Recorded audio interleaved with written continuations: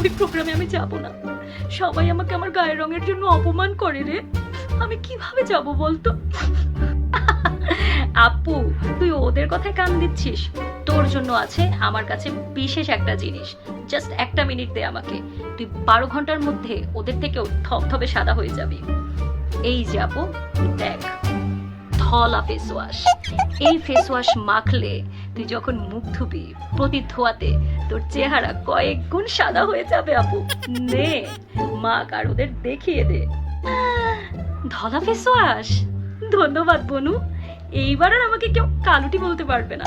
এখন ওদেরকে দেখিয়ে দিব আমিও ওদের থেকে সুন্দর হতে পারি। Dhola face wash.